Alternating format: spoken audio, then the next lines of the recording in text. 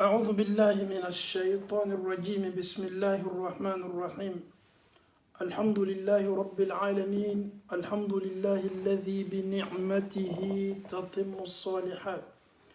الحمد لله وكفى والصلاة والسلام الأتمان الأكملان على رسول الله محمد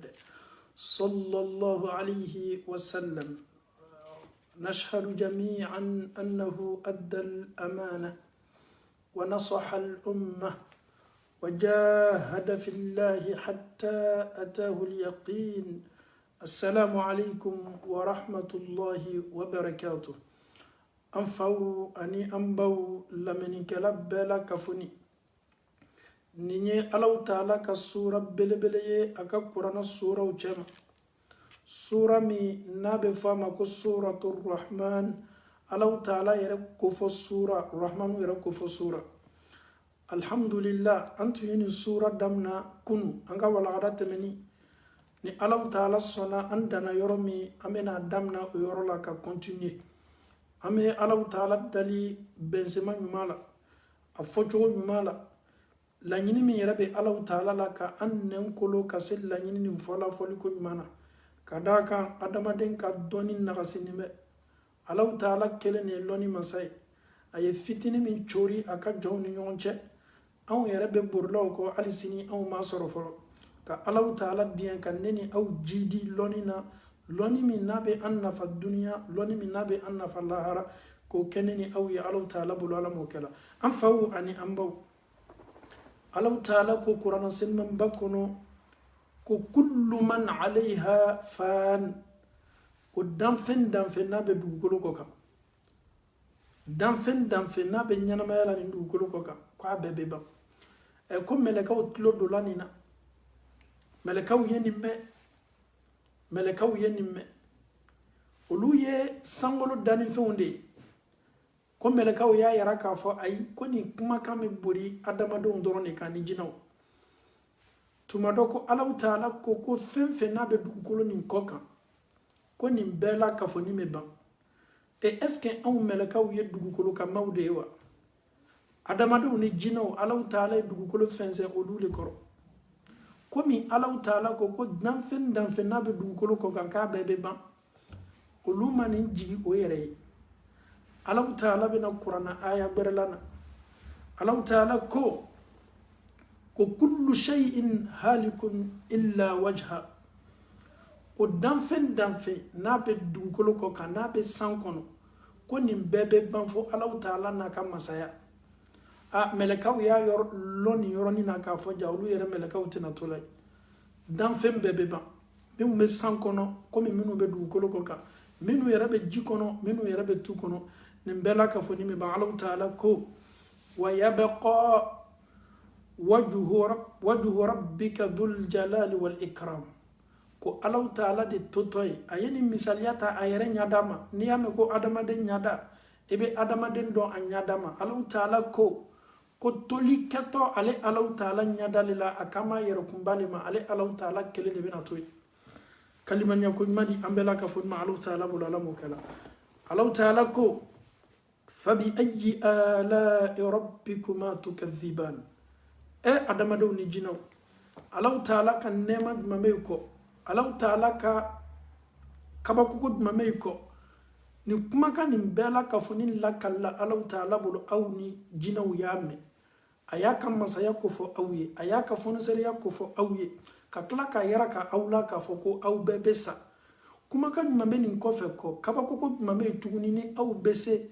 kaba ko min tala tuguni nin ko fe muna aw kenime ka Allah ta'ala ka kaba ko belebele minu be fola awye aw be minu galonti ya mun ko so les propos sont lourds kuma kan bawdo jinawni adamado mamenu banime e nu kuma kan bili nunu ko fe aw be kuma kan mom na tuguni ka ke galoy Allah ta'ala ko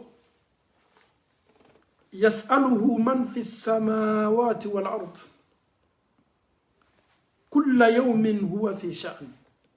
yas'aluhu man fi samawati wal ard ko nyini ngali beke Allah ta'ala la wala libeke Allah ta'ala la dal libeke Allah ta'ala la danfɛn minnu bɛ san kɔnɔ olu bɛ Alahu Taala wele ja mɛlɛkɛw fana bɛ Alahu Taala wele ja mɛlɛkɛw fana o b'o dama kasi Alahu Taala ye ja mɛlɛkɛw fana bɛ Alahu Taala dali ani Alahu Taala ka danfɛn minnu bɛ duguma sankolo danfɛnw olu bɛ Alahu Taala wele olu fana bɛ Ala ma ɲininka olu bɛ Ala matara olu bɛ Alahu Taala dali danfɛn minnu fana bɛ dugukolo kɔ kan olu fana bɛ Alahu Taala dali ɲininkalilaw k'u yɛrɛ ma ɲininka mɛlɛkɛw bɛ Ala ma ɲininka mun na anw de mako bɛ nafolo la anw de mako bɛ so la anw de mako bɛ an ka adamadenya yɛrɛ bɛ base fɛn minnu kan anw de bɛ Alahu Taala matara ka Ala wele ka Ala ma ɲininka k'a matara k'a ye an dɛmɛ ja anw dɔrɔn tɛ dɛ anw ni mɛlɛkɛw ka maɲininkali de tɛ kelen n'o tɛ mɛlɛkɛw fana bɛ Alahu Taala wele o bɛ Ala ma ɲininka o bɛ Alahu Taala matara ka Ala dali kala kan Alahu Taala ko yasaluhu man a ka danfɛn bɛ sanna ne ni e de b'a fɔ Ala yafa n ma Ala nin kɛ n ye Ala hami min bɛ n na Ala jɔrɔ nin bɛ n na e ni ne bɛ Ala wele min kɛla o ye cɔ Ala ko danfɛn minnu fana bɛ sanna k'olu fana bɛ Alahu Taala wele nin cogo de la subhanallah danfɛn ɲumanw bɛ sanna jinɛw tɛ san kɔnɔ mɛlɛkɛw de bɛ sanna k'a daminɛ sankolo fɔlɔ fo ka taa se 7nan ma fo ka taa se Alahu Taala ka arijinɛso ma mɛlɛkɛ minnu jɔlen b'o yɔrɔ la ani mɛlɛkɛ minnu kɛlen bɛ ka jahanama garde ninnu bɛɛ la kafoni fana bɛ Alahu Taala wele ka Ala dali komi ne ni e bɛ Ala wele cogo min ka Alahu Taala dali Alahu Taala ko di kulla yawmin huwa fi sha'an Ala ka waati dan seconde minute lɛri Alahu Taala bɛ ko dɔ le ma ka kɛ a ka jɔnw ka ko la a bɛ lihalala dɔ le ma Alahu Taala bɛ lihalala dɔ le la Ala tɛ ne ni e ka bila la dɛ anw bɛ Ala ka bila de la anw ma Alahu Taala sigi dɛ Alahu Taala de y'a yɛrɛ ka masa ye a kelen bɛ masaya min n'a bɛ kun a la ne ni e de bɛ an ka présidents sigi k'an ka duniya masabaw sigi anw b'olu bɔ yen waati min k'an diya an bɛ coup d'état k'o la votes bɛ kɛ élections bɛ kɛ masakuraw bɛ taa masakuraw bɛ na mais Alahu Taala tɛ masa ye k'a fɔ ko adamadenw ni jinɛw de votera ka Alahu Taala bila ye dɛ ayi i miiriya b'o la Alahu Taala ko kulla yawmin huwa fi sha'an Ala ka seconde na waati a waati kana na nɔgɔya ma a kɛla seconde de ye wa i sigini bɛ nin waati ɲɔgɔnna la a dɔn k'a fɔ ko Alahu Taala bɛ lihalala dɔ le ma k'a kɛ nin waati ɲɔgɔnna la a bɛ kan ka dɔw kɛ bolokolon ye a bɛ dɔw kɛ fangana ye dɔw ni bɛ kan ka minɛ dɔw bɛ kan ka sɔrɔ a bɛ ninnu lasawa a bɛ ninnu lakasi Ala ka waati dan Alahu Taala bɛ ko dɔ le ma la hawla wala quwwata illa billah ni kuranna aya ka kan ka ne ni e dɛmɛ kuma kelen na si nous savons réellement que Allah subhanahu wa ta'ala chaque instant, chaque seconde, chaque minute, chaque heure, Allah il est en train d'établir encore des choses. Il est en train de façonner, il est en train de décider, il est en train d'ordonner. Allah Ta'ala ben imbolo le mawati ben. Mais pourquoi pas demander à Allah subhanahu wa ta'ala d'exaucer tes prières? Parce que Allah subhanahu wa ta'ala a ben la wati ben. Ce verset-là, qu'est-ce que cela signifie? Est-ce que Allah il a besoin de repos? Est-ce que Allah makobe l'enfien là-bas?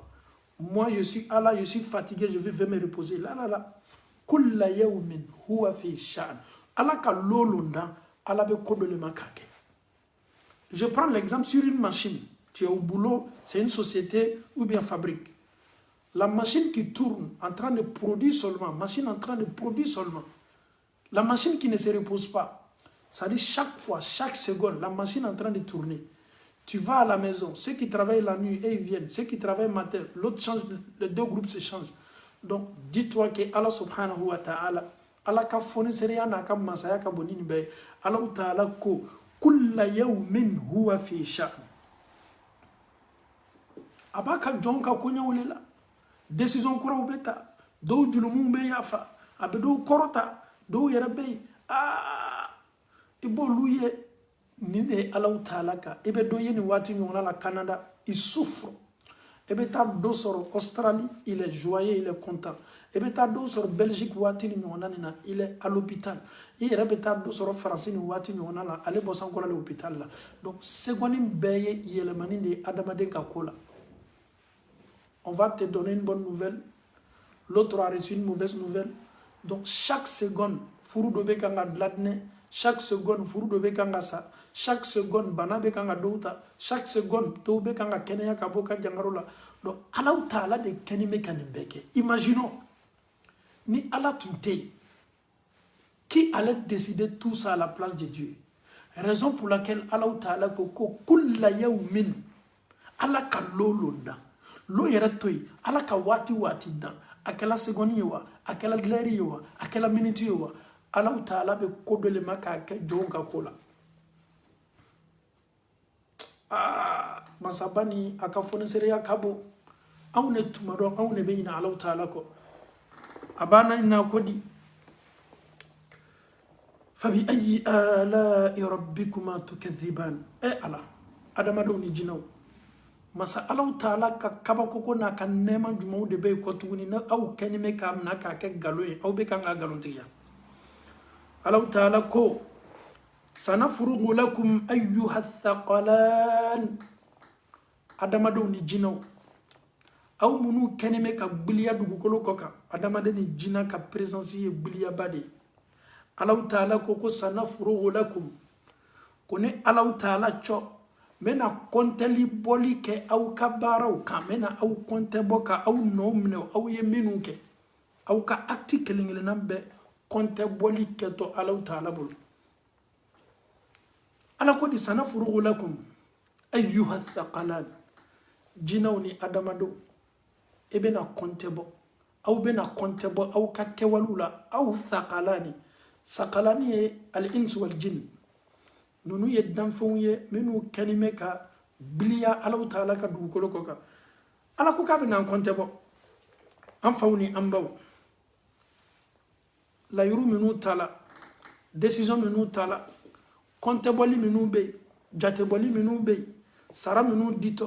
ye min kɛ o diti ma i ma min kɛ o tɛ d'i ma i yɛrɛ tɔnɔli minnu kɛ Allah Ta'ala ko sanafrugu lakum ayyuha thaqalan. Ni Allah Ta'ala na konte boli ke au ka baaraw la au adamadenw ni jinaw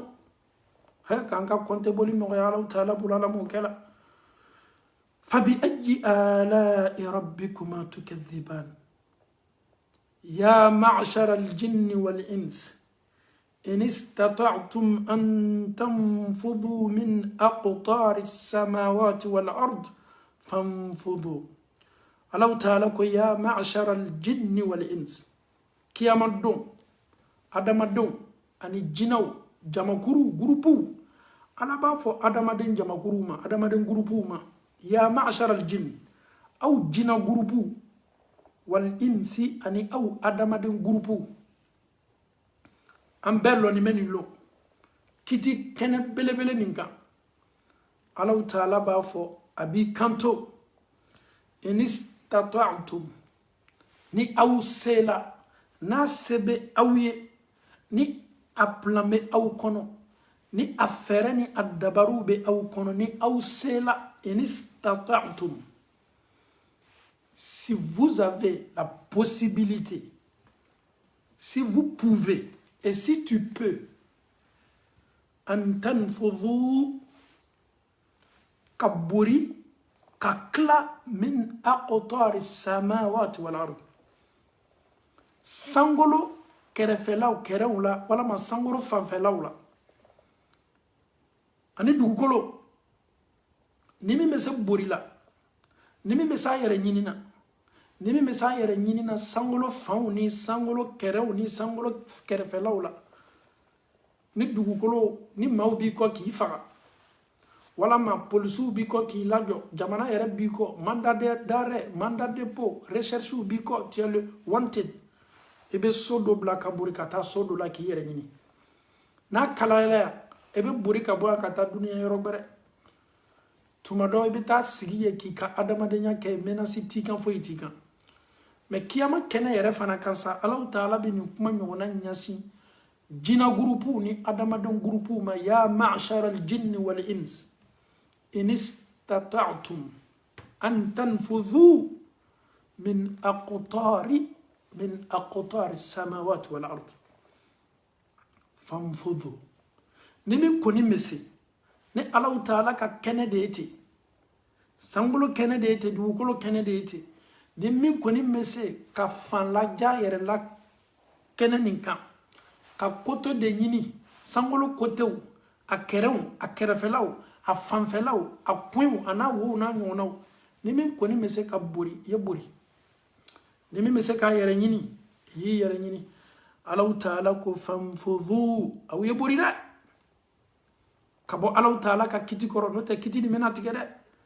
Allah bɛna kiti jɔ Allah Ta'ala bɛna adamadenw ka saraw d'o ma ni min kɔni tɛ fɛ a ye participer bi sarako la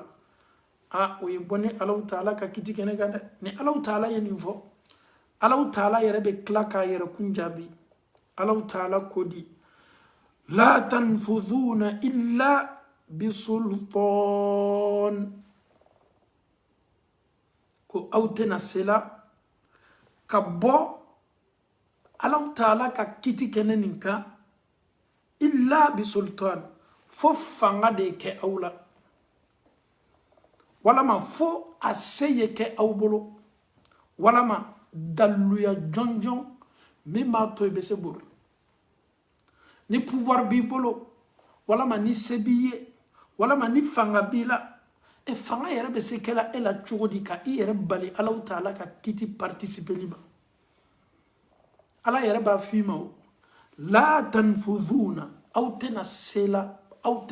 la ɲɛsi ma ka bɔ ni Allah ka kiti nin kɛnɛ kɔrɔ ka bori illa bisultan fo n'a taara sɔrɔ k'a fɔ ko kobɛlɛn dɔ bɛ aw bolo aw bɛ se aw bolomalala min ma ka aw yɛrɛ bali ni Allah Ta'ala ka kiti laborili ma aw kan walama ka bori walama fanga bɛ aw la walama daluya bɛ aw bolo walama ko jɔnjɔn dɔ bɛ aw bolo min b'a to tuɲa na aw b'aw yɛrɛ ye k'a fɔ ko ni Allah Ta'ala tɛna se la ka kiti labori aw kan Allah yɛrɛ ko la tanfudhuna aw tɛna se la ɲɛsi ma illa adatu istisna à l'exception illa bisultan sauf si vous avez cette force-là, si vous avez des choses qui peuvent vous aider à vous échapper. Allah Ta'ala ko adaluya taw bolo da nin doni la adama de ma fo yaqulu al-insanu yawma idhin ayna al-mafar nin doni adama de ma fo ko e buri yoro do aw me buri kata fanyuma buri yoro tei ta yoro tei bela ka fo ni joni men nin kene kan ka Allah Ta'ala ka kiti ma kono Allah Ta'ala joni meto adama don loni meto adama den groupe ma milliard yiri ka joni me dina milliard joni me nin kene fani me Allah Ta'ala ka jona a adama don ni jinaw ni kuma be fo ma site se borila masa Allah Ta'ala bi to aka masayala abe jahannama la marché abe jahannama la mene jahannama fana ma ka ko damna Allah Ta'ala ko yursalu alaykum shuwazun min nar kiyama don Allah Ta'ala be sinka tasuma takamu be seri damna tasuma be filili ke tasuma be boli ka yero koro ibe bomu munu ye ka fo ni maw be kele ke yoro o be bomu do fe munu la ka lafili que ça soit les bombes atomiques olu be bomu jensenya mima jahannama fana ke to tawiye o le bola yero kono jahannama be na tasuma seri ka ba yero kono kana adama do soro ni kene belebele ka Allah Ta'ala ko na chili ke jahannama la lafili ke adama do ni jinaw ka bɔ tasuma jeleni na ka sɔrɔ tasuma yɛrɛ takamu la wa nuhasu mufasirinaw ye kɔrɔ fila da la dɔw ko daɲaw yeleni a dɔw yɛrɛ ko sisi jahannama sisi ko Allah Ta'ala bɛ jahannama tasuma seri ka tila ka daɲa yeleni k'a kɛ nɛgɛ ye k'a yele ka aji wule wala ma sisi ka bo ke ko seri nunu kafiru ka minu bana adamadenw ni jinaw la bambaw yursalu alaykuma shuwazun min nar kiyama don Allah Ta'ala ka be tasuma kalama ta ka bon aw kan nin tasuma be aw jeni damna aw kuna fo kana se aw sewma nin tasuma fana wa nuhas Allah ta'ala ko nin tasuma fana shishi do sisi min na be na adamadenw kan ni ye nin shishi ye Ala la tɔrɔya ka bɔ wala ma nuhasi yɛrɛ dɔw y'a kɛ daɲa wala ma sura n'i y'olu yelen k'a kɛ jike k'a kɛ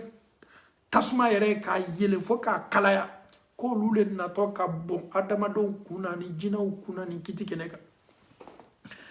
fabi ayi fala tantasiran ni nin banna kɛla ka ban aw tɛna se la ɲɔgɔn ma dɛmɛ na dɛ ni ko dɔ kɛla i den na walama i teri la walama ko dɔ kɛla fanga b'i la k'a tigilamɔgɔ ma dɛmɛ a ye mun k'i la i ka mun k'a la an t'a kama n t'i ta sara nin don na aw si tɛna se la ka ɲɔgɔn ma dɛmɛ jahanama tasuma bɛ kan ka seri ka bɔn adamadenw kan a n'a sisiw bɛ kan ka na walama a n'a daɲaw n'a suraw yelenniw olu kalamaw bɛ kan ka bɔn adamadenw kun kan ni jinɛw kun kan fala tantasirani aw tɛna se la ɲɛsi ma dɔ tɛna se la dɛmɛ ɲɛsina dɔ ma aw yɛrɛ tɛna ɲɔgɔn madɛmɛ na e bɛ se ka ne madɛmɛ cogo di ne yɛrɛ bɛ se k'e madɛmɛ cogo di fɛn min bɛ nana a bɛ kan ka bɔn aw kan k'a mɛn k'i bɛ karama sera madɛmɛ min yɛrɛ bɛ bɔnna e kan e yɛrɛ se la k'i yɛrɛ dɛmɛ i ta la fala tantasiran aw tɛna se la ka ɲɔgɔn madɛmɛ fabi ayi ala'i rabbikuma tukadhiban Ala ta'ala ka kabako jumɛn bɛ i kɔ Ala ta'ala ka tɔgɔmasere jumɛn bɛ i kɔ ni aw kɛni bɛ ka aw adamadenw ni jinɛw ni aw kɛni bɛ k'o nkalontigiya aw dumuni bɛ nin nkalontigiya la Ala ta'ala ko fa idha nshaqqati sama ko ni sankolo cila ka pɛrɛn-pɛrɛn nin don kabako donba do dɛ duniya laban tɔgɔmasere belebelew daminana fa idha nshaqqati sama ko ni sankolo cila a fanw fɛ fa kanat sankolo bɛ formu gbɛrɛ ta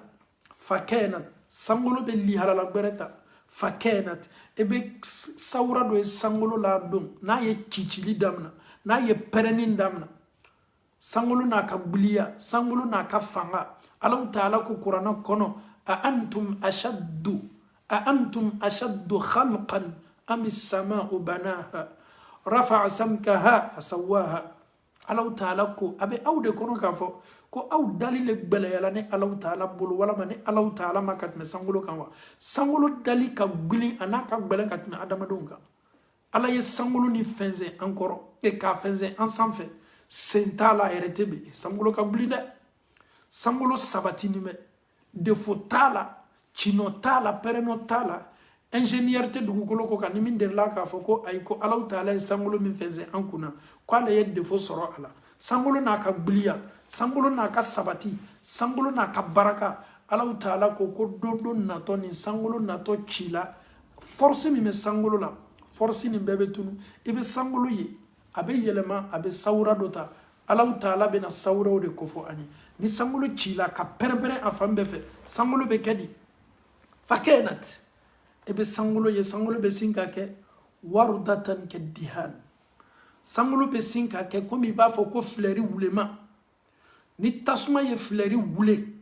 k'i bɛ sin ka sankolo ye a bɛ affaibli a kolo bɛ bɔ a la a baraka bɛ bɔ a la e ni Ala ta'ala cɛ n'i ye filɛri lajɛ ka sankolo lajɛ filɛri ka maga ko sankolo n'a ka gbiliya n'a ka kɔrɔta ni sankolo ci la fan bɛɛ fɛ sankolo nin bɛ sin ka yɛlɛma i b'a fɔ ko filɛri wulɛ sankolo nin bɛ sin ka kɛ dihan ye mun ye ni an taala maa minnu bɛ golo dogi ka golo k'a si bɛɛ bɔ a ma golo de bɛ kɛ tapi ye bedu ye golo bɛ kɛ anw bɛ seli a kan golo a bɛ kɛ samara ye maaw b'a dɔn a sen na o bɛ golo dogi cogo min na to k'a si bɛɛ bɔ a ma ko sankolo nin bɛ kɛ o cogo la komi filɛri wule a baraka banna a fanga banna i bɛ sankolo ye nin cogo la komi ni filɛri affaiblila a wulemanba i bɛ sankolo ye nin cogo la komi n'i ye golo dogi sankolo bɛ to nin la subhanallah c'est comme un être humain comme ça n'i ye acide ta k'a bɔ adamaden kan acide bɛ adamaden bolo bɔ yen a bɛ adamaden couleur yɛlɛma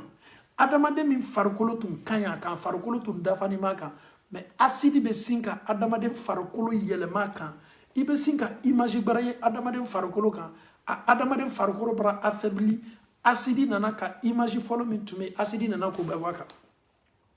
ni sangolo ci dam nana abe ci fambe fe idha samaa'un shaqqat idha samaa'un fatarat alaw ta'ala ko wa futiyat as-sama' fa kanat abwaba ni dona sangolo be ci fambe fe melakaw be jigjigi damna ha sangolo bola asugula li halala folo min tume sangolo kan sangolo bolola alaw ta'ala ko sangolo be sinka ke iba ya be wule na bo ibe image bi nyaka don ha no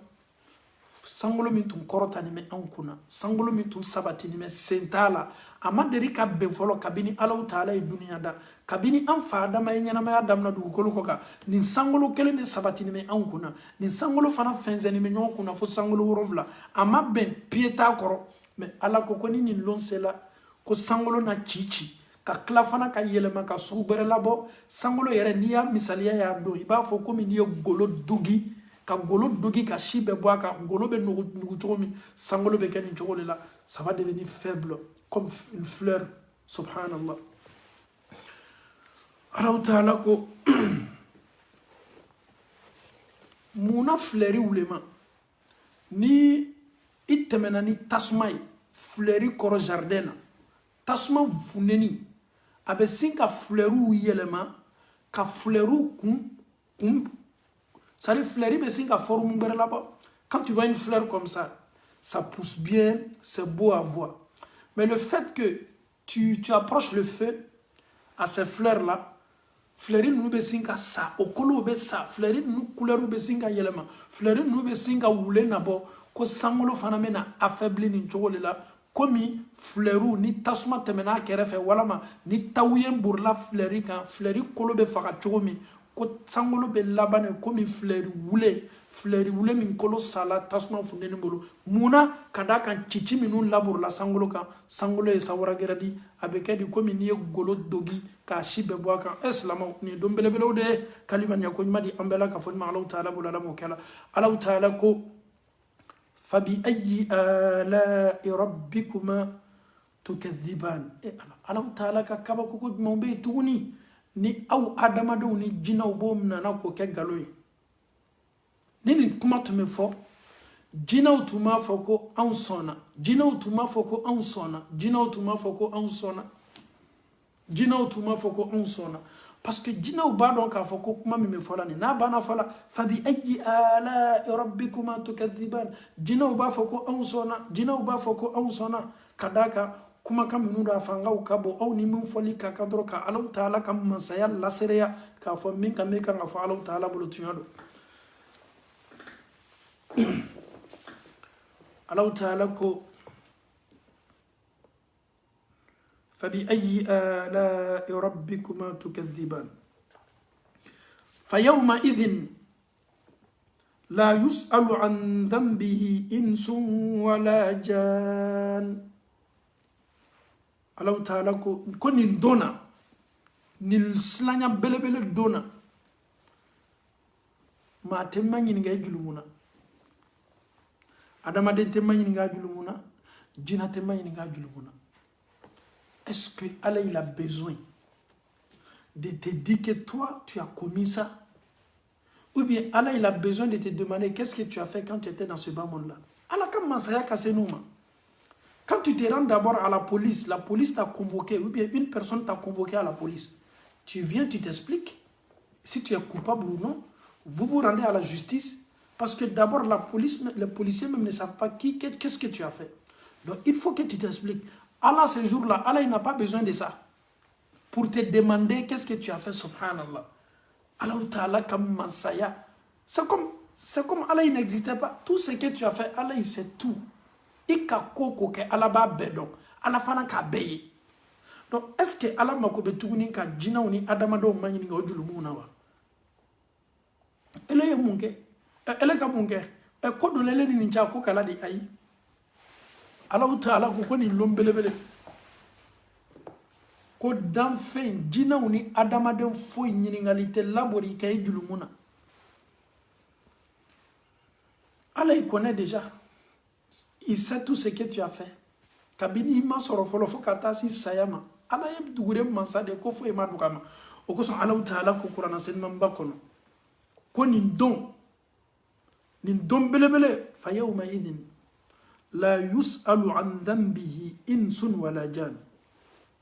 ko julumun tonunu shi do la kelen site manyininga ka bo adamadu ni jinaw la ka bo julumuna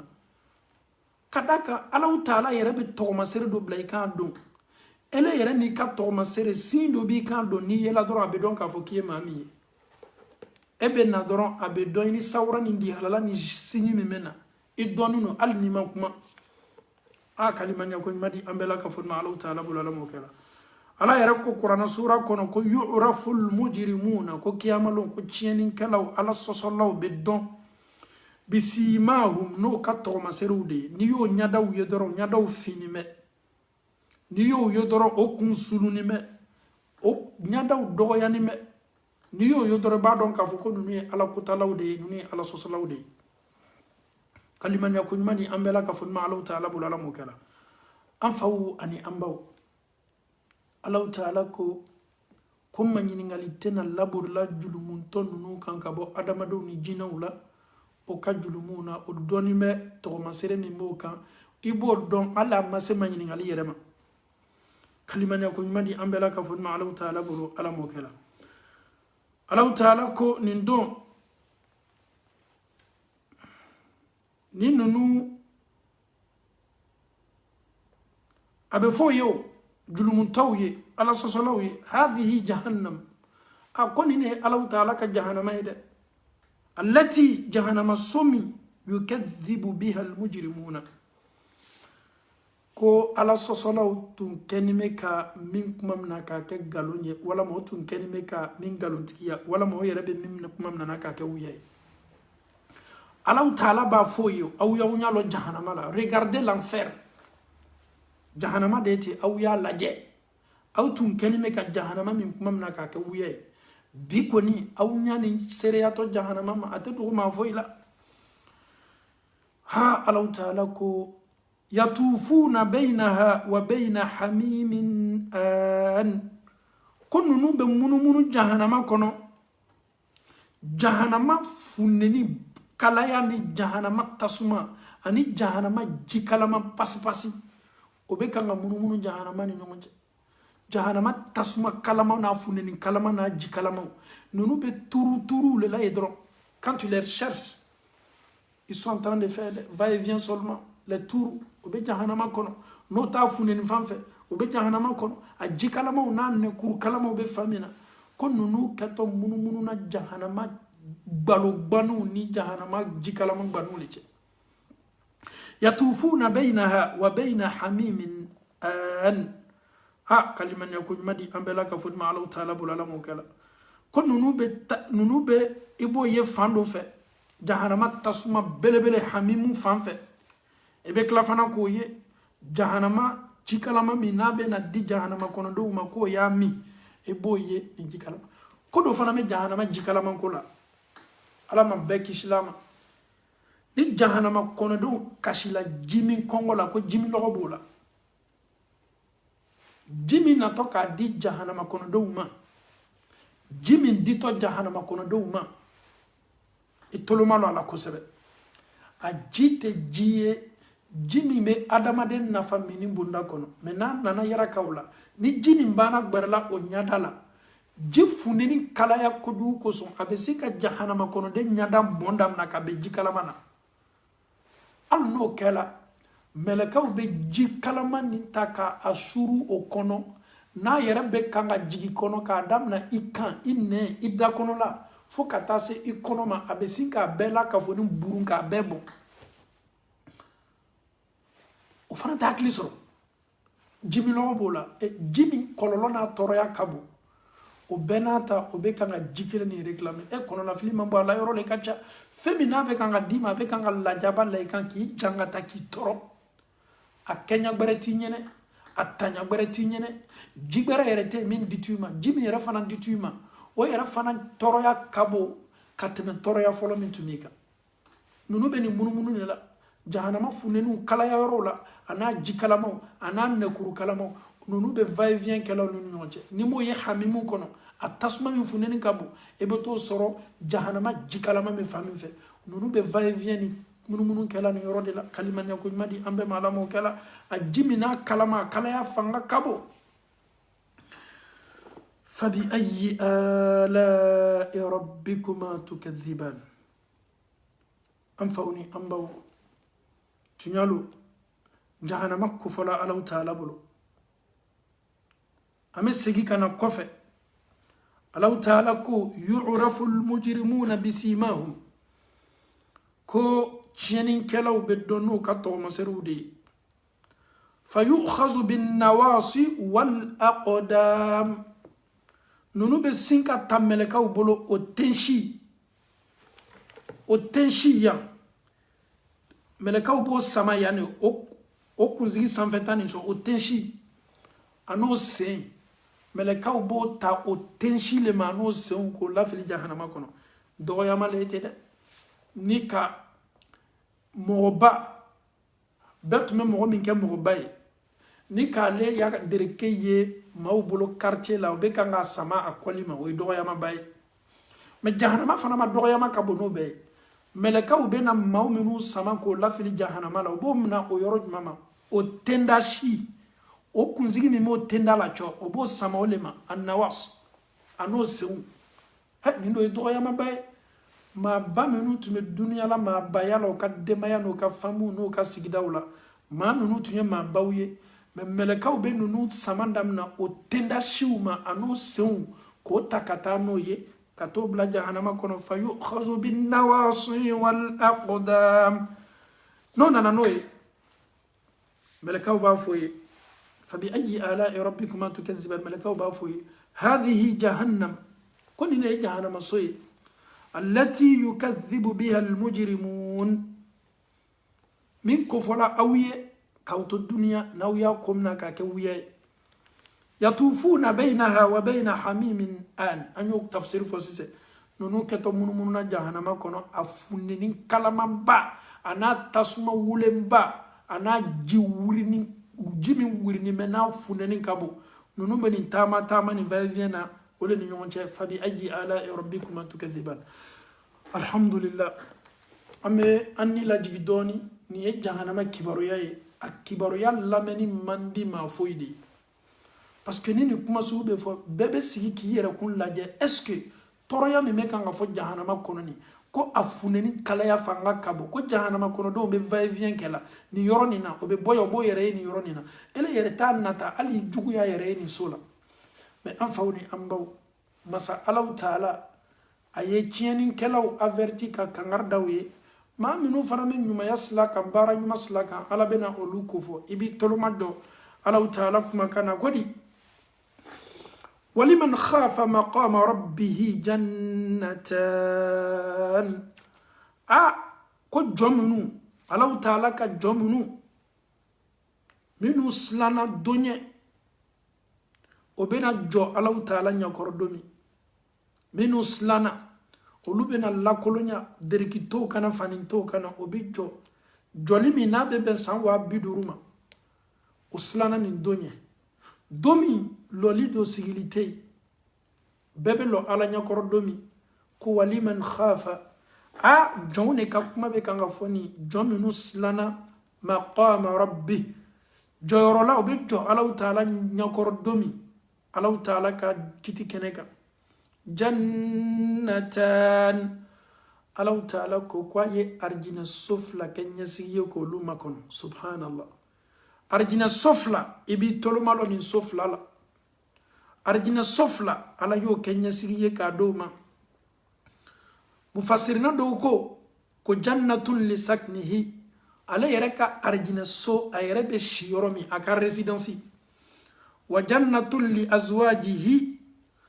ani arijinɛ so min n'o ye a furumuso ala ye a furumuso bila a ka arijinɛ so 2nan min na a n'a ka baara kɛ don a bɛ komi duniya mansaw o ka palɛw bɛ yen o musow fana ka palɛw bɛ yen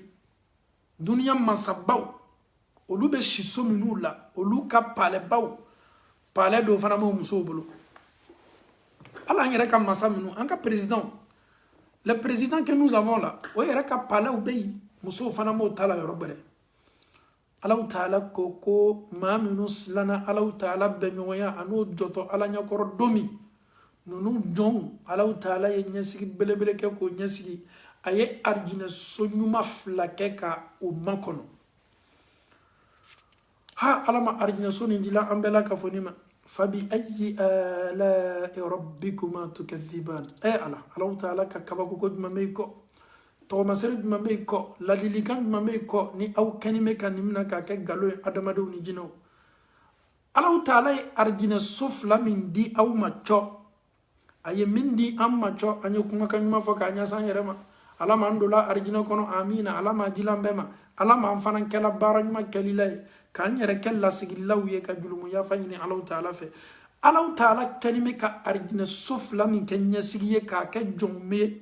jomunu slana ala benyoya ye anu joto Allah Ta'ala nyakoro domi ala bena ni sofla dekri ka ni sofla kofo anye ebi tolomalo ala ale Allah Ta'ala le aso labe soni labe na labe ni mina here minu ba kono dia minu ba kono nette se fo Allah Ta'ala de ya fo pour kanye sala kala Allah Ta'ala kodi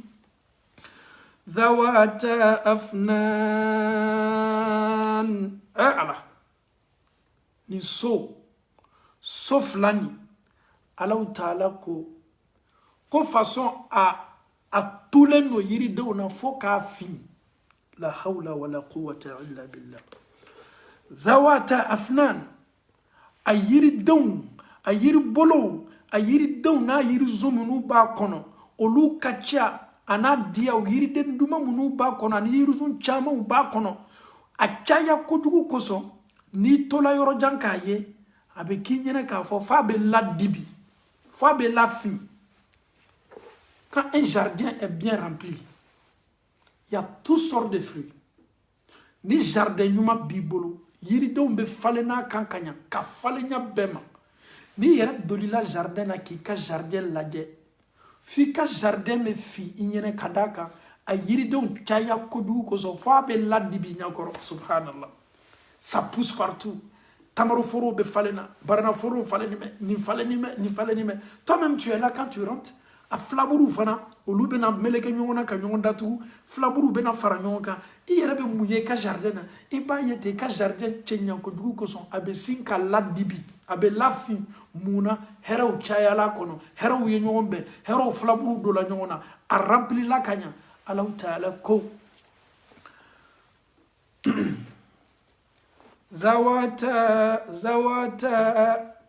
zawata afnan ko sominundo a fani me yiridon na a tuni me yiridon na yiriden sugu nyuma bela kafoni fo suma ibe suma ya fambe fe ha atamaru falena kanya abarana falena kanya a yiriden sugu be ni yere be temena duguma ite foye abe suma o ba fambe fe ala woni fem falena kanya fo bara la dibi kala dibi a yirido tourne ko du ko so non abra ke tuyi here tudo fa bara la fin kalima ne ko madi ambela ka fon ma Allah Ta'ala bolala mo kala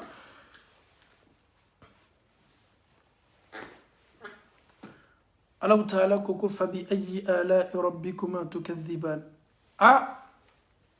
fihima aynani tajriyan ni arjine sofla kelengelena be kono ko de be kanga buri akono akoko arjine sofla le dito nunuma aso kelengelena be kono ko jule be kanga buri akono ko jisugu jumaw li ko ju be buri akono lo ko ju be buri akono nono ko ju be buri akono jiduma ko ju be buri akono ninka arjine so ni fla be fani me jiw de la jiminu be kanga buri akono afanante dawma de zawata afnan yiridon tula ka tu wallahi foka lafi ama dawma de nin sokkelingere nan be ko arjina juude be kanga buri akono nala ya rab fihima min kulli fakihatin zawjan ni arjina sokkelingere nan be kono yiriden sugu bɛɛ b'a kɔnɔ yiriden sugu qualité fila nin b'a bɛɛ kɔnɔ o kɔrɔ ye di subhanallah n'i ye duniya yiridenw lajɛ e bɛ taa arijinɛ kɔnɔ e bɛ taa yiriden dɔw bɛrɛ sɔrɔ a bɛ k'i ɲɛna k'a fɔ ko duniya taw don ka sɔrɔ a tɛ ɲɔgɔn ye sila la a diyaw tɛ kelen ye a foyi tɛ kelen ye o kosɔn Alahu Taala ko arijinɛ so fila nin kelen kelenna bɛɛ kɔnɔ ko yiriden caman bɛ yen a caman bɛ yen k'a bɛɛ la kafoni ye sugu fila fila de a bɛɛ ye sugu fila filaw de n'a donna ka arijinɛ so min kɔnɔ a na dɔ ye a bɛ to ɲɔgɔnna fana ye a ka arijinɛ so dɔw fana kɔnɔ a bɛ k'a ɲɛna k'a fɔ k'ale kelen de n'a yɛrɛ y'a domo a bɛ sin k'a ye k'a fɔ k'a guw tɛ kelen ye o kosɔn Alahu Taala ko ni arijinɛ so fila kelen kelenna bɛɛ kɔnɔ ko yiridenw fani m'a kɔnɔ fan bɛɛ fɛ yiriden sugu ni qualité fila nin b'a fa a fila kelen kelenna bɛɛ la kalimaniya ko ɲuman di an bɛɛ la ka fɔ Alahu Taala bolo ala m'o kɛ la yiriden qualité jumɛnw don dɔw bɛ yen i b'olu dɔn dɔw yɛrɛ bɛ a bɛ k'i ɲɛna k'a fɔ ko nin ye kelen ka sɔrɔ kelen tɛ i ka dɔw la i ma dɔw la zawujani i bɛ dɔw yɛrɛ ye k'a fɔ ko a ni tɔ kelen nin bɛɛ ye kelen ye mɛ i bɛ taa sɔrɔ différence b'a ni ɲɔgɔn cɛ a dɔw bɛ yen a couleurs bɔnnen bɛ mais a guw tɛ kelen ye a dɔw bɛ yen a guw bɔnnen bɛ mais a couleurs tɛ kelen ye o kosɔn Alahu Taala ko ninnu ka arijinɛ so fila min n'a dila u ma nin so fila Alahu Taala ko jiw bɛ kan ka kɔw bɛ kan ka bori a kɔrɔ yiriden qualité sugu bɛɛ la kafoni k'a b'o ye nin so kɔnɔ Alahu Taala ko fabi ayyi ala'i rabbikuma tukadhiban a banna o la ko di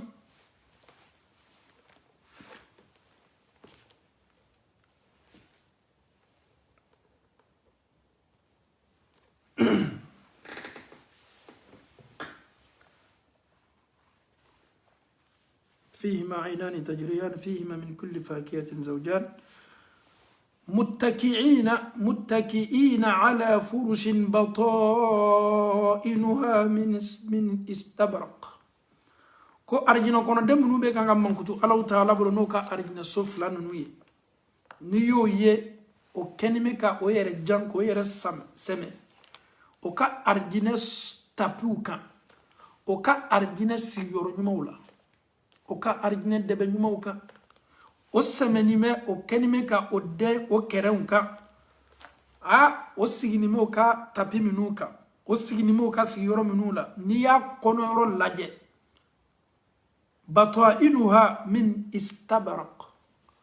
olu labenime ka bɔ istabraku de la an ka duniya tapi minu n'an m'a bila an ka salon na walama an ka fauteuil kɔnɔnaw labenime jesew ni fani minu ni chiffon minu bɛ don a kɔrɔ ayi arijinɛ taw ye istabraku de ye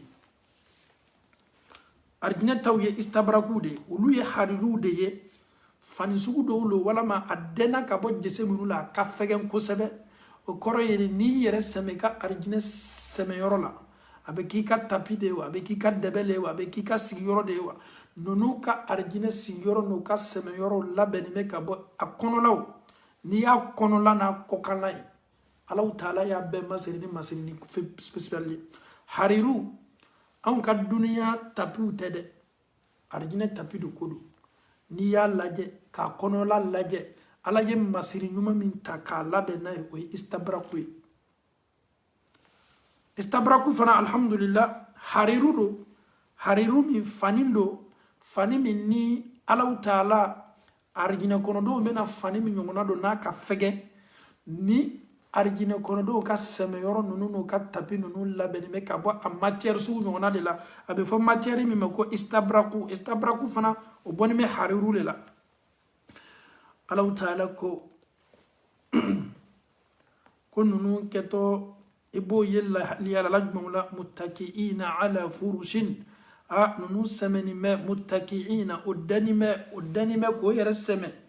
ala furushin o ka dɛbɛw kan o ka tapiw kan o ka sɛmɛyɔrɔw la batainuha n'i ye nin tapiw kɔnɔlaw lajɛ Ala y'a labɛn ka bɔ mun na min istabarak ka bɔ istabaraku la min ye hariru ye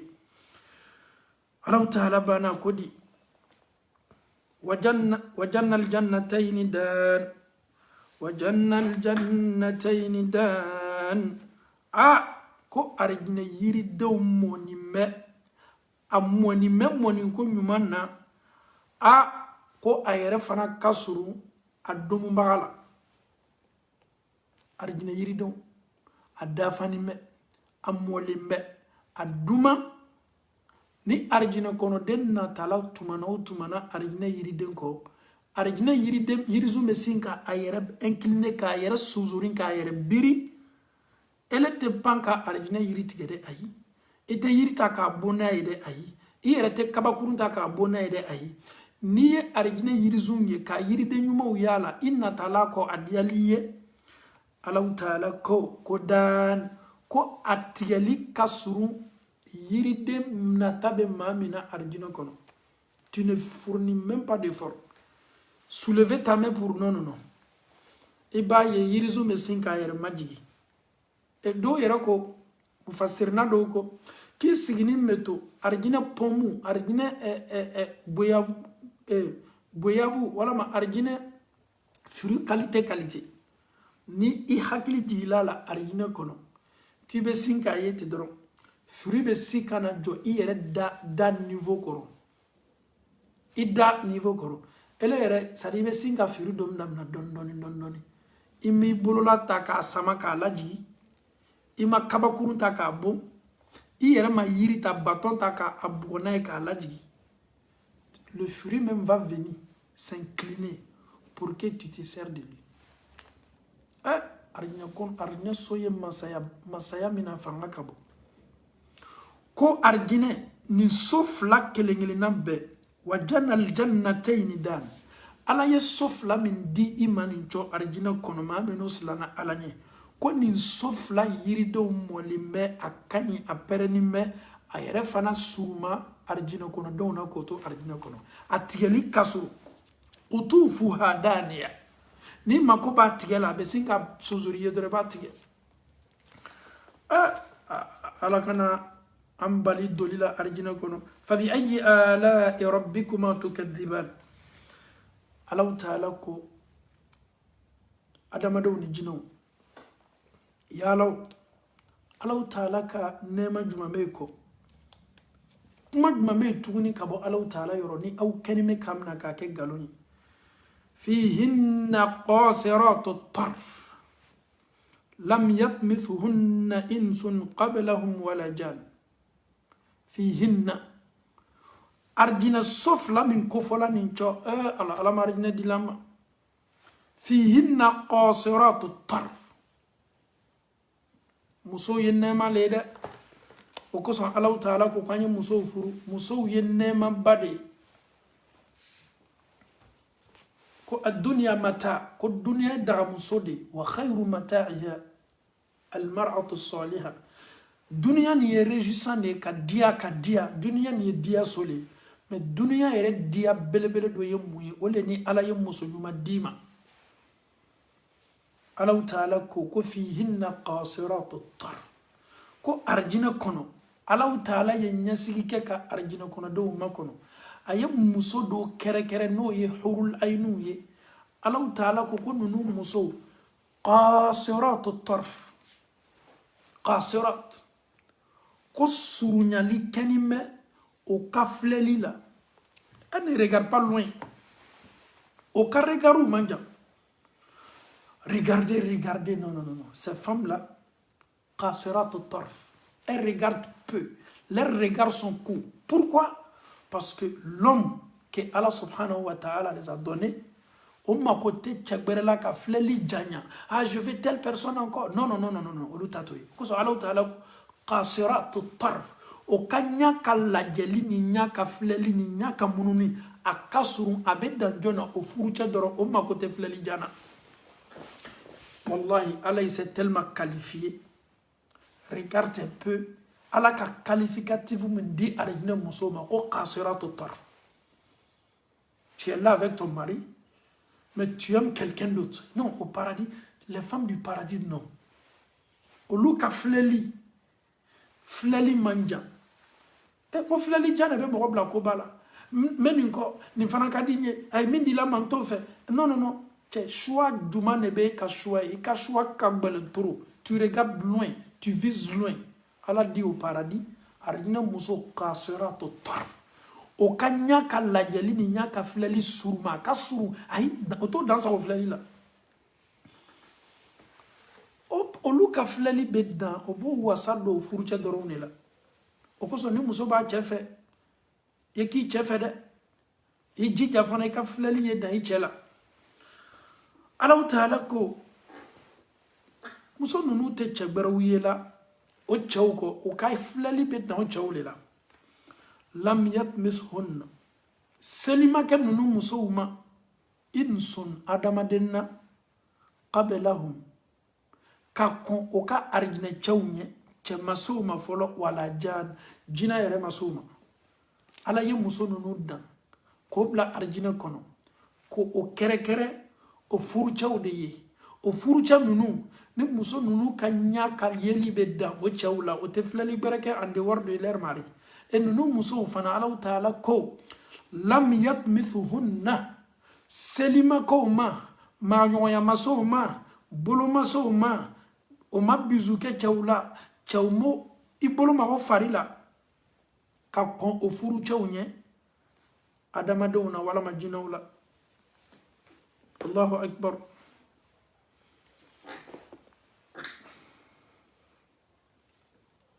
ko ninnu ye musow de ye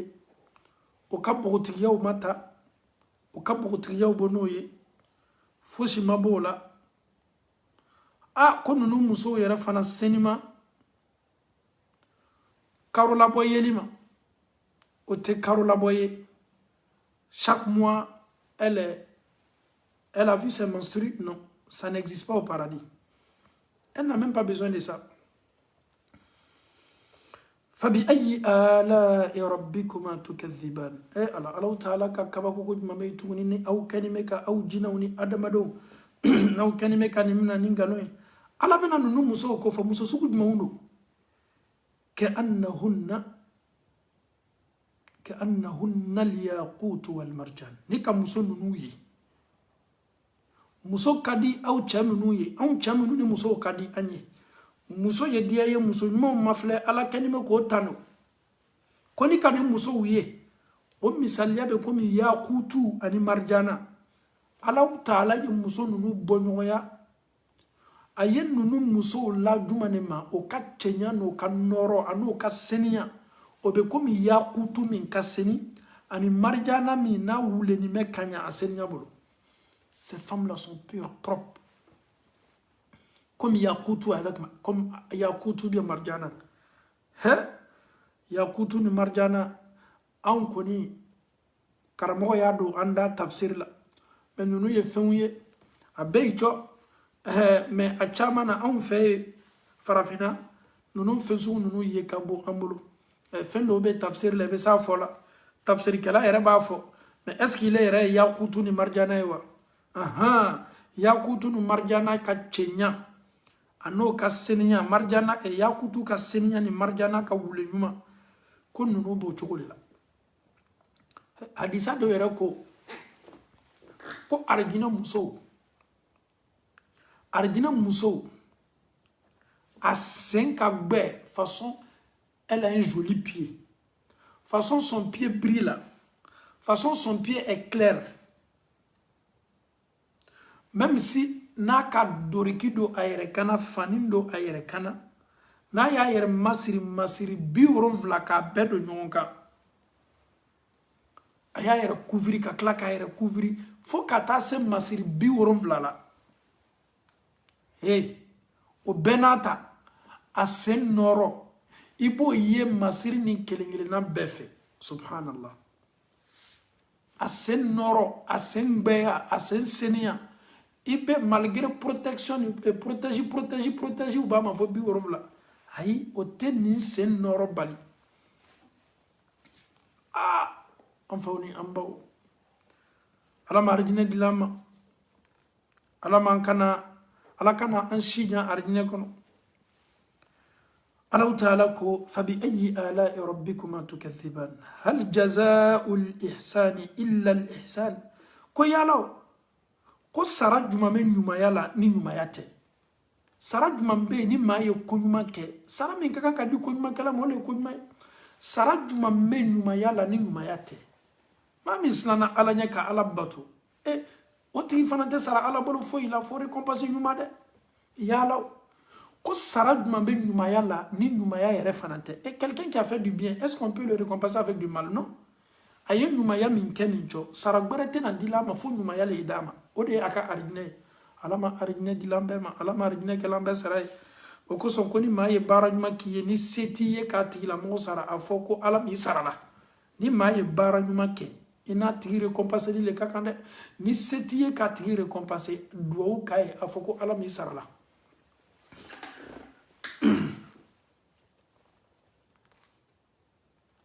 فبأي آلاء ربكما تكذبان ومن دونهما جنتان أرجنا سفلا مني الله تعالى تنيام منكتوني أنتم ممكن منو développer les deux paradis que Allah subhanahu wa ta'ala t'a donné là que Allah nous donne ça ni arjina sofla ni kelingirina be Allah ya mankutu Allah koko faran duguma o faran kerefe arjina sofla bere subhanallah o koso ibn abbas ko arjina sonnani ne dito adamadem arjina kono dowma ala ye arjina sofla ko fo sisen antemeno la me kan go defoni ko fana kofe o fana duguma o fana kerefe ko arjina sofla bere ditu matuni subhanallah hadisa ma laba me bo jahannama kono kado arjina kono ole keto arjino kono donc labai ma laba mi be bo jahannama kono kado arjino kono ole keto maye arjino kono donc laba ne keto ali la dernière personne qui quitte l'enfer pour le paradis dès que cette personne rentre au paradis c'est fini kuma rasul nyamboloma hadisa me hadisa ni tateria boloma ni Allah taala ka labo jahannama kono jido be abenana kana ko jinina fa bena yere arjina dondala alaba to abedo arjina kono ay wati ke jahannama la na dula arjina kono alaba fo ko ayedo nana alabe singa image ma yera la abe singa arjina faniye ala te placer sur ayere abena ba fo ko ala ko placité de ko arjina fani me alaba fo ay tuguni ko ayeta ko place be c'est comme ni dola jamala wala me dola wajibili ke oro ni misirula e be misiri fani maula ele reba foko sécurité donc aleka arjina yeni saura de la quoi le paradis était tellement rempli anana ba foko ala ko placité de ala ba foko tatuni subhanallah allah taala keto place dila nima arjina kono arjina somin dito alema ale niyoro ale ka place le doya to katme arjina kono dembe niyoro ka mais an niyoro laje ale niyoro min dito ama arjina kono o kaboni dunya shua kem e shatan dunya sigiro matan. Monsieur Diané, arrête d'aller avec nous doucement. Moi-même dans mon salon même là, ton salon, est-ce que moi-même là, je peux dormir même n'est qu'à salon bon là, mais c'est chilé, voilà. Tu as ton salon, tu as ta chambre, la cuisine est là. Est-ce que tu arrives même à exploiter tout ça? Mais quelqu'un, moi, je suis ardine so doya to kateme ardine so beka. Aka ardine le bon cadeau katme beka. O kabo ka ardine so kabo ni dunia shayirika. Ardine koni. Wallahi ardine koni makabani me. Donc, Allah Ta'ala ko wa min dunihima. Ni ardine so foloma flamin ko fola Allah Ta'ala boloni. Ko ofana duguma ofana kerefe ofana koro. Ko Allah Ta'ala kenime fana ka ardine so fla fana beredi. Alama ardine dilama. Alama ankela ardine kono donyi. Kaliman yakun madi ambela ka fod ma Allah Ta'ala bola la mokala. Aina nahnu.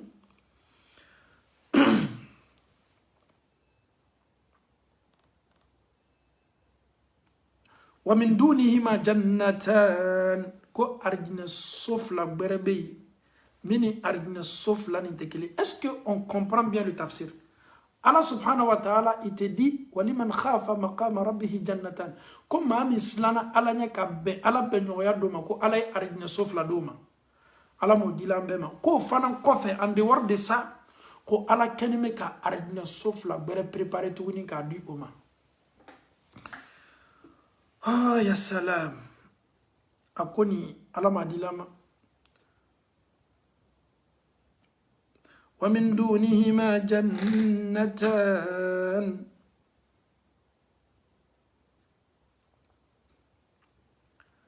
الحمد لله فبأي آلاء ربكما تكذبان مدهامتان وأرجنا الصوف لفنا يردن يمو باكونو يردن فنا موليبه كسبه يربولو يمو باكونو olu bingene la maudo o fana fanime o arjina so fana fanime fo ka fini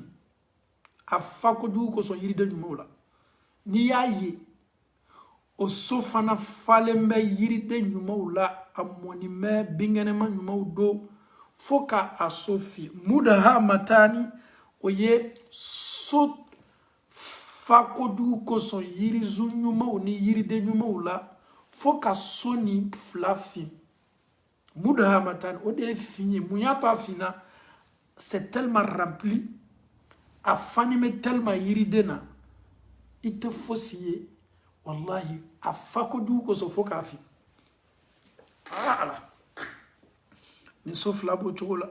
fabi ayi ala rabbikuma tukadhiban ala Allah ta'ala ka kaba ko mameko Allah ta'ala ka to masir belbele mameko ni au kanime kanimna ka ke galoni فيهما ني أرجنا صفلا نفانا كونو أيناني كوجي فلاو بي كو بي أكونو كو فلاو بي نضاختان. Il y a une très grande différence. Écoute très bien. Allah il te dit fiha aynun jariya. Akonu nuka arjina sofla kono fihima aynani tajriyani. Ko be nunu ka arjina soflaw kono ko nunu be kanka buri oye arjina sofoloma flawi les deux premiers ko nunu be kanka buri ko nunu be kanka buri maintenant arjina soflana flani fana les deux derniers là oluju est-ce que olu be kanka buri lewa Allah ta'ala ko na dakhatan olu be kanka puyi kabo.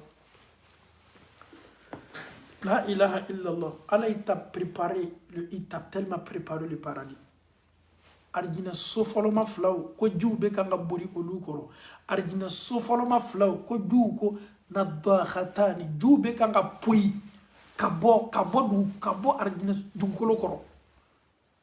La ilaha illallah Muhammad Rasulullah. Ajitelo atetige ajibeni saura nyumala. Allah ta'ala be ka imagine mo de yara kayla arjina kono e bi yara yika arjina sofolo flawla olu jubor to ani arjina sofolo flana flaw ni ya faranyon kay buna basuko ka be ken nani ko be ita foloma flaw be foloma flana fana be jiminu be burlani na ni jibe kanga borile ni flana fana ole jibe kanga puide kabo jimino atetige abekanga bo fihima aynani nadakhatani ningie jiuye jimino kateri atetige jimi rebe kanga pui ni kasaduma uye jimi rebe kanga pui ibi niya yedore ba donko koni heradwe alebe pui ni muye kasaduma na nyona fabi ayi ala rabbikuma tukadhiban Allah ta'ala ko ni arjina soflana flani fihima fakihatun wa nakhlun wa rumman ko yirido ba kono ala ma yirido dilama tamaro ba kono ani wa rumman fendo be obe jubo ala ni ma fli grenade o fana ye frido ye ni achi kisekisa o ba kono ba foko kabakisa udo obetoka jou fabriqué kabwala ode rumani grenade Allah ta'ala ko kunu arjina soflani fana kono nana ko yiridon kacha kono tamaro ba kono e grenadu fana ma kono fambe fe fabi ayyi ala'i rabbikuma tukadhiban fihinna khayratun hisan koni arjina so fana kono ko muso ɲumaw ba kono muso minnu dafani meni jogo ye muso minnu ɲadaw cɛ kaɲi fihinna khayratun hisan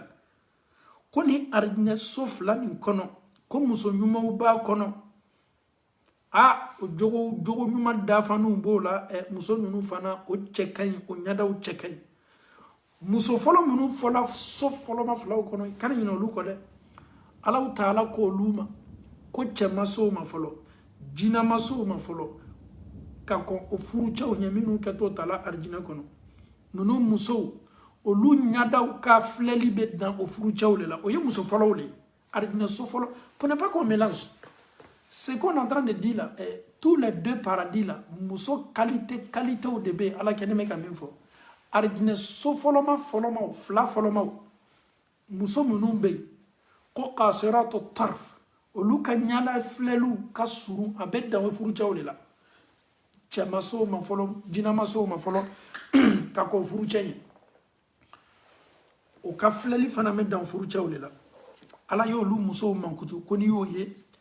ko bɛ komi yakutu ni marijanaw o ka cɛɲa nɔfɛ a ban'olu la a ye arijinɛ so gbɛrɛ fila kofɔ muso min fana m'olu kɔnɔ Allahu Taala ko fihinna khayratun hisan ko muso ɲumaw muso baw do jogow la muso minnu le fana o cɛ kaɲi o ɲadaw cɛ kaɲi fabi ayyi ala'i rabbikuma tukadhiban Allahu Taala ka kabako ko jumɛn bɛ tuguni ni aw kɛnɛmɛ ko mina k'o kɛ nkalon ye hurun hɔrɔmusow do maqsuratun muso ninnu tɛ bɔ dɛ muso ninnu wasa donni de fil khiyami o kasow kɔnɔ Allahu akbar muso gurupu filanan min bɛ arijinɛ so filanan nin kɔnɔ ko hɔrɔmusow do maqsuratun fil khiyam n'i ye muso ninnu ye wallahi ninnu sabatinin do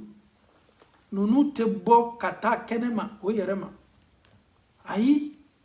ninnu sabatinin b'o sow ka sow kɔnɔ k'o jɔw ma kɔnɔ k'o cɛw de ma kɔnɔ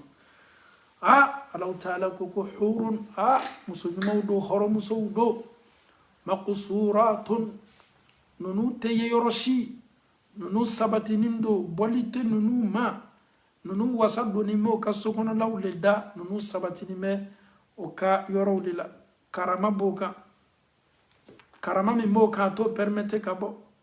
olu y'o wasa don toli la o ka sow de kɔnɔ Ala kana an fɔ arijinɛ la fabi ayyi ala'i rabbikuma tukadhiban lam yatmisuhunna insun qablahum wala jan kafoɲɔgɔnyama do o ni adamaden cɛfɔlɔ kuma tɛ jina ma jani o furucɛw ɲɛ Ala maa ma s'o ma fɔlɔ jina ma s'o ma fɔlɔ magaɲɔgɔnya yɛrɛ ma do ni cɛcɛ kuma t'o ni jina ma adamadenw ma kuma t'o ni jina ma Allahu Taala kumana asi an yɛrɛ tɛ ɲini ka ban tafsirin na n'a tɔ man jan an b'a tɔ kɛ inshallah alhamdulillah fabi ayyi ala'i rabbikuma tukadhiban lam yatmisuhunna insun qablahum wala jan kafoɲɔgɔnya ma do ni adamaden cɛ fɔlɔ kuma tɛ jina ma o furucɛw o cɛ fɔlɔ kɛtɔ olu le ye kiyama fana saya tɛ yen o cɛ fɔlɔw do o n'olu le fana tɔtɔ ɲɔgɔn fɛ fabi ayyi ala'i rabbikuma tukadhiban Allahu Taala ka kabako ko jumɛn bɛ kɔ tuguni ni aw kɛnɛ ko mina k'o kɛ nkalon ye muttaki'ina ala rafrafin khudrin wa abqariyin hisan ko ni ye ninnu fana ye jɔnw minnu b'o ka arijinɛ so kɔnɔ ni Ala kɛnɛ bɛ k'o mankutu k'o musow mankutu ko ni ye ninnu ye k'o sɛmɛni ye k'o siginiw ye muttaki'ina ala rafrafin ko i b'o sɛmɛniw ye o kɛnɛ bɛ k'o yɛrɛ jan o ka arijinɛ sigifɛnw ni tapiw do mais dɔnnikɛlaw ko k'a bɛ sigifɛn fana ta o jani bɛ jani ko ɲuman na muttaki'ina ala furushin bata'inuha min istabraq arijinɛ so fɔlɔma filaw o sigicogo Allahu Taala ko k'olu siginin bɛ o danimɛ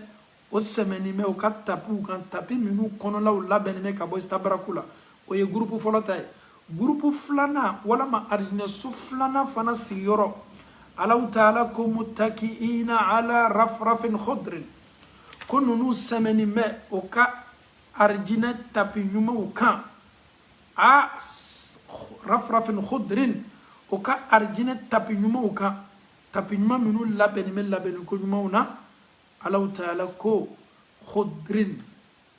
n'i y'a ye o ka fɛn bɛɛ la kafoni a kɛnimɛ ni binkɛnɛ kulɛriw de ye o ka kusan de wa o yɛrɛ sɛmɛyɔrɔ de wa wa abqariyin hisan arabukan na abqari bɛ fɔ fɛn fɛn ma o de ye fɛn ɲuman ye fɛn ɲuman kɔda ala la tuɲa tuɲa na ninnu sabatiyɔrɔ n'u makɛyɔrɔ n'u o sɛmɛyɔrɔ o ka arijinɛ tapiw kan ko fɛn cɛ ɲuman don fɛn cɛ ɲuman kɔdan don a labɛnnimɛ ni labɛnni fɛn ɲumanw ye Allahu akbar a labɛnnimɛ ni masiriw ye masiri minnu abqariyin masiri minnu ka ɲi a labɛnnimɛ ni jɛsɛw ye walama a labɛnnimɛ ni fɛnw ye masiri ɲumanw don masiri kɔdanw don ala ma arijinɛ dila ma فبأي آلاء ربكما تكذبان تبارك اسم ربك ذي الجلال والإكرام قرطا بركة سنيا وبي الله تعالى مسا الله تعالى منك هركاتشا مسا قرطاني أنفوني أنبو مسا الله تعالى كهركاتشا أكا هركورتا الحمد لله رب العالمين ننتني سورة الرحمن مسا الله تعالى يركا يركوف سورة منا kaka foniseriya kofɔ kaka jahanama kofɔ ka kila yɛrɛ kaka arijinɛ kofɔ kaka arijinɛ so fɔlɔ fila kofɔ ka kila fana so fɔlɔ tɔ fila min ditɔ Alahu taala bolo a ka arijinɛ kɔnɔdenw ma k'o fara o ka so fɔlɔ arijinɛ so filaw kan Alahu taala ye nin so bɛɛ dekiri k'a sigi cogo dekiri ka kila fana a musow bɛ kalite minnu la k'olu bɛɛ la ka fɔ nin dekiri nin ye ɲɛsigi ye ka Alahu taala ka jɔsennaw de makɔnɔ an bɛ Alahu taala dali ka an ne ni aw kɛ arijinɛ dobagaw ye ala m'o kɛla ala kana ne ni aw ɲa haramu arijinɛ ma ki ala nun dɔn le paradis ربنا آتنا في الدنيا حسنة وفي الآخرة حسنة وقنا عذاب النار ربنا لا تزغ قلوبنا بعد إذ هديتنا وهب لنا من لدنك رحمة إنك أنت الوهاب اللهم صل على محمد وعلى آل محمد كما صليت وباركت على إبراهيم وعلى آل إبراهيم في العالمين إنك حميد مجيد صل سبحان ربك رب العزة عما يصفون والسلام على المرسلين والحمد لله رب العالمين